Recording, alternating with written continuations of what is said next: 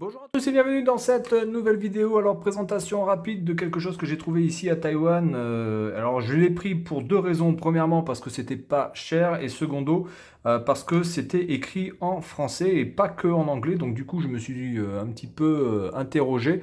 Comment c'est possible ici à Taïwan d'avoir des trucs comme ça où il n'y a même pas de chinois écrit. Donc, je ne sais pas vraiment si ce produit-là a été vendu en Asie, en tout cas à Taïwan et en Chine, mais ce qui est sûr, c'est que ça devait l'être en tout cas en France. Alors, je pense que ce sont des gadgets ou des goodies qui étaient donc vendus en parallèle de Super Mario 64.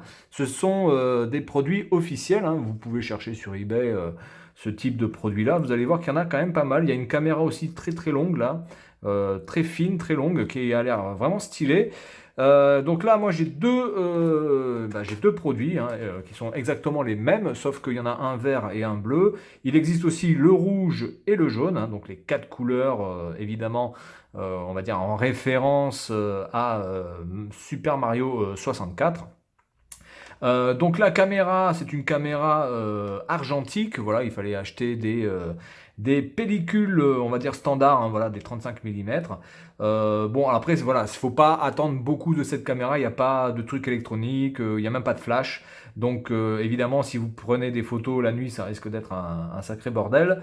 Les jumelles, ce sont des jumelles 4x30. Bon, alors honnêtement, je pense pas que vous alliez voir ce qui va se passer chez le voisin à 300 mètres. Mais bon, voilà, ce sont des petits goodies sympathiques qu'avait sorti Nintendo donc à l'époque de la sortie de ce grand jeu qui était et qui est toujours d'ailleurs Super Mario 64, qui est certainement l'un des meilleurs Mario 3D qui existe avec Galaxy 1 et Galaxy 2. Voilà.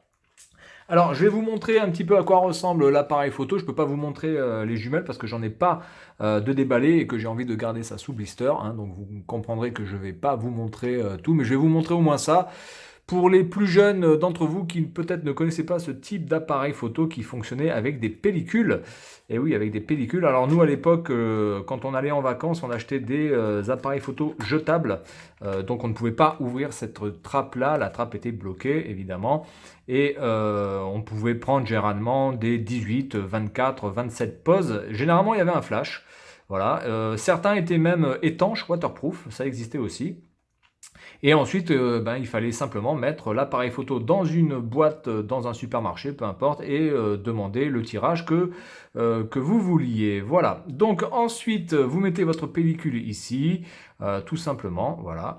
Et puis, eh bien, quand vous avez fait, vous tournez et vous appuyez pour prendre la photo. Quand la photo est prise, vous retournez pour faire passer la pellicule, voilà. Et quand vous êtes au bout, parce que quand vous êtes au bout, vous le sentez, eh bien, vous réappuyer, etc., etc. Donc le viseur a l'air quand même assez grand. D'ailleurs, c'est quelque chose de marketing sur le blister puisqu'il y a marqué large viseur prend de meilleures photos. Voilà. Bon, ouais, c'est vraiment pour les gosses. Faut pas en attendre beaucoup. Il y avait la possibilité de protéger la lentille. Ça, c'était quand même pas mal à l'époque. Et donc, quand vous protégez la lentille, eh bien, vous ne pouvez plus appuyer sur le bouton. C'était une sorte de petite sécurité pour éviter que les gamins puissent prendre des photos alors que ça c'est fermé. Parce que dans ces cas-là, évidemment, si l'enfant fait n'importe quoi, eh il peut prendre des photos à la chaîne de quelque chose qui sera totalement noir sur la pellicule. Donc au prix où coûtaient les photos à l'époque, c'était un petit peu du gaspillage. Voilà. Et puis quand votre pellicule était terminée, voilà, fini, et bien vous preniez ça et vous rembobiniez la pellicule, et quand la pellicule était rembobinée, vous sortiez votre pellicule et vous la meniez chez votre photographe, ou en tout cas chez voilà, le développeur photo. Voilà, donc ça me fait un petit peu marrer de revoir ces appareils photo que je pense plus personne n'utilise. Il y avait même le trou, il y a le trou encore ici pour pouvoir le mettre sur trépied. Alors qui a envie de mettre ça sur trépied? Enfin, j'imagine pas le truc quand même, mettre ça sur trépied, surtout qu'il n'y a pas de retardateur, hein, il n'y a pas de retardateur. Sur les appareils photo jetables, il y avait la possibilité d'avoir un retardateur avec le fameux flash, enfin la fameuse lumière qui clignotait plus vite de manière de plus en plus rapide et ensuite qui prenaient la photo. Donc il y avait ce genre de petites options sur les appareils photo jetables. Je ne sais pas si ça se vend encore d'ailleurs les appareils photo jetables en France. Je pense pas vraiment que ça ait maintenant une utilité, surtout avec l'écologie et tout team. Je pense pas que ça soit vraiment très écologique maintenant d'utiliser des appareils photo jetables, surtout que la plupart du temps, on peut mettre les photos directement sur un site pour faire un diaporama et c'est quand même un peu plus classe de présenter ça.